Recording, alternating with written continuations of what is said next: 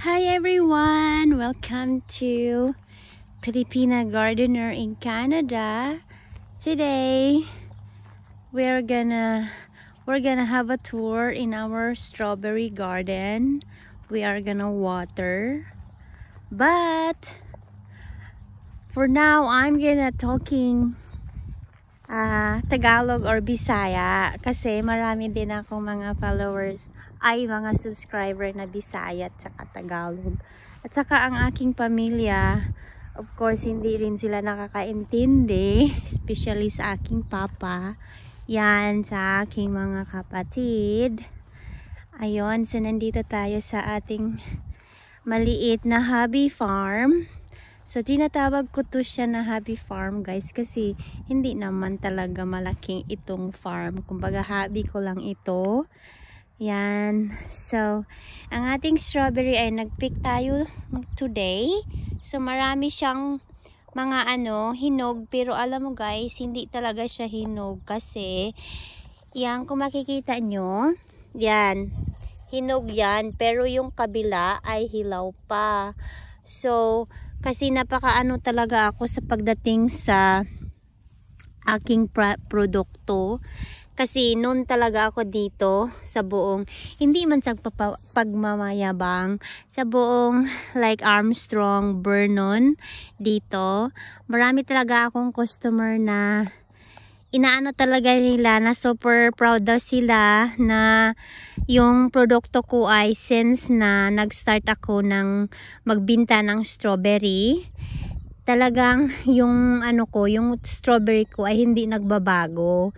Yung flavor niya na napaka-juicy at saka napaka sweet, ganon, kasi inaalagaan ko talaga sila, guys. Yung alam mo yung talaga, yung kumbaga magluluto ka, may love talaga. Ito din yung inano ko sa aking pag-garden. So, love ko talaga ang ganitong gawain na magtatanim. So, kaya siguro resulta din na maganda din ang naibubunga ng mga pananim ko kasi inaalagaan ko talaga sila. Marami talaga silang bunga at sa malalaki like this, guys. Oh, yan, oh, malalaki talaga sila, guys. Yan. Yan. So, inaalagaan ko talaga sila ng mabuti. So, makikita nyo talaga na wala siyang damo.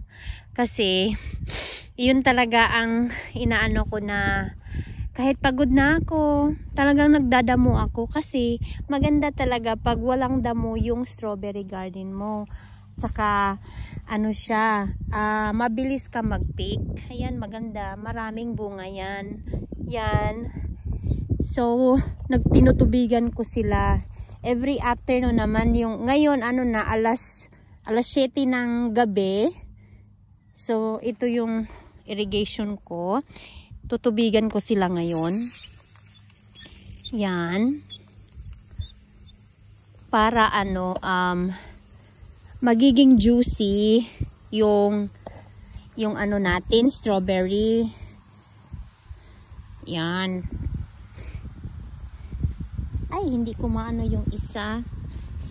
Yun. Ko pa. Na-close ko pala yung isang ang tawag nun. Yan. So, yan. Ganito, guys. Ayan. So, ang dito naman, sa kabila,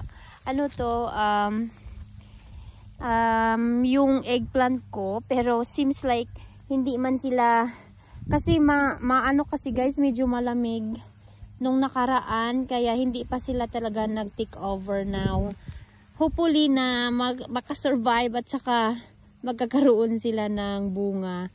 Well, talaga, yung parang, ang ngayon, napaka different yung year ngayon kasi malamig.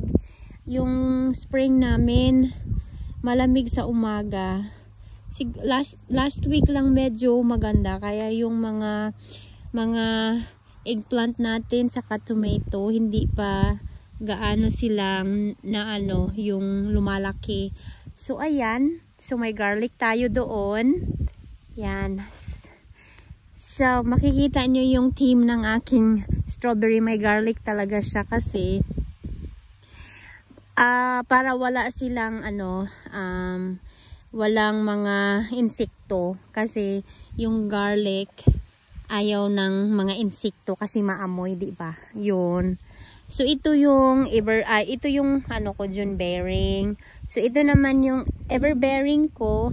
Mas talaga yung everbearing, guys. Yung pag sa early spring like this time, hindi sila nag-produce ng marami. Ganon. Pero after ng June bearing, sila na naman ang magbunga ng marami. Ganon. Siya. Ayun. So, babalik tayo doon sa magpipik tayo. Ganon. Yan. Ito naman ang aking June bearing. So, wala pa gaanong hinog kasi pinik ko kanina. Yan. So, marami akong guys, namatay na mga strawberry plant kasi yung winter namin, siya guys, yung wala gaanong snow, pero malamig, kaya walang masyadong ang daming patay na strawberry itong garden na to. Kasi maraming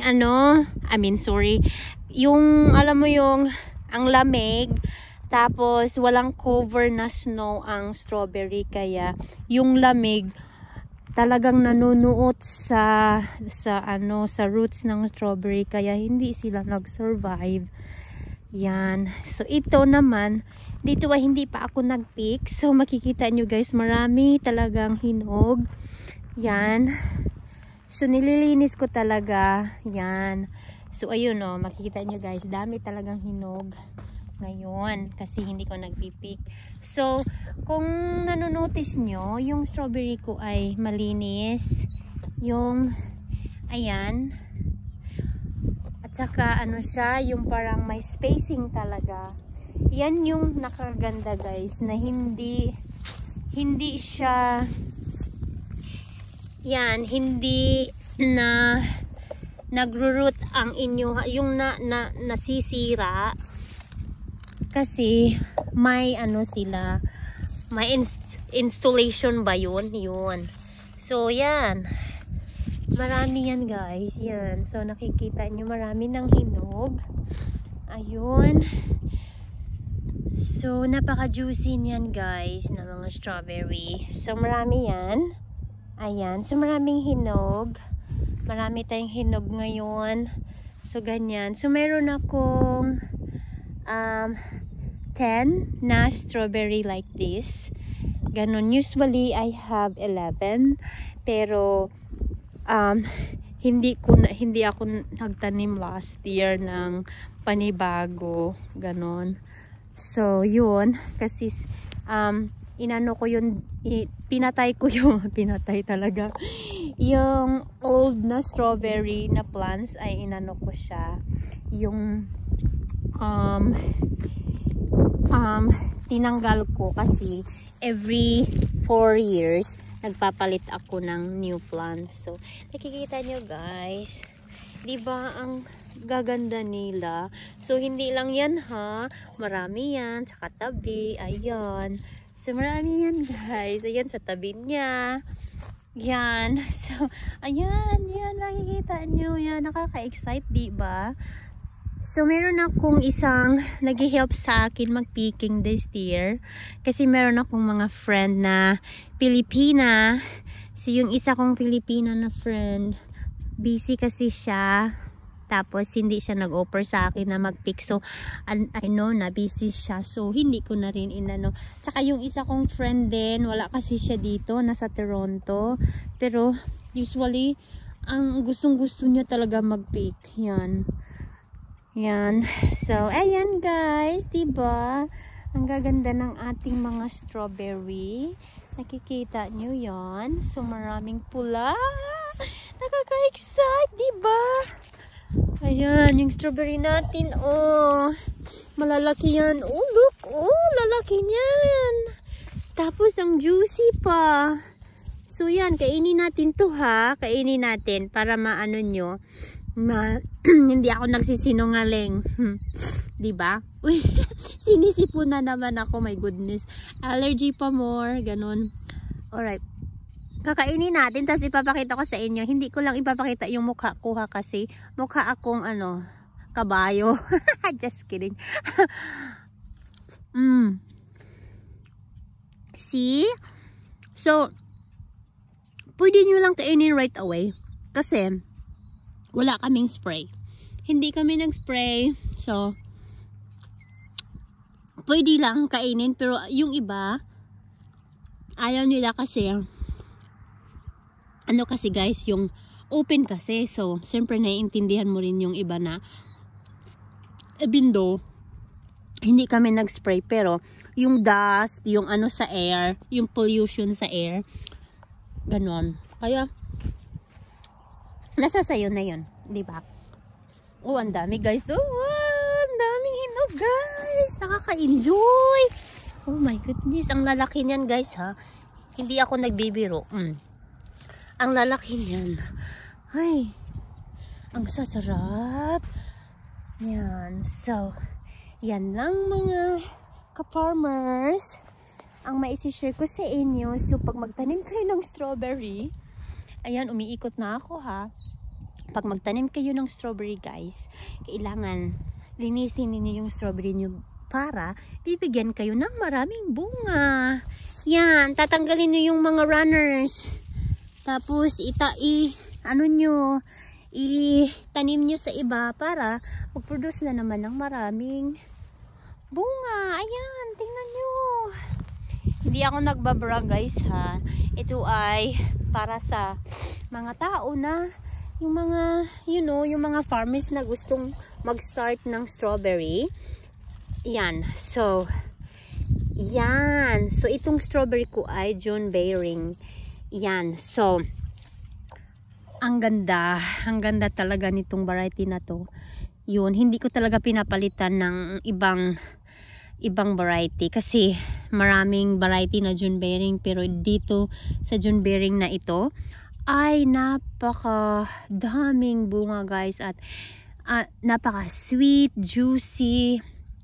Basta tubigan nyo lang ng pag na sila mag-produce, tubigan nyo ng tubigan kasi ang strawberry ay tubig, ganon. So yun, yan lang guys. Thank you for watching. Have a great day everyone. Yan, see you around. See you in my next video. Thank you for watching. Peace. Bye for now.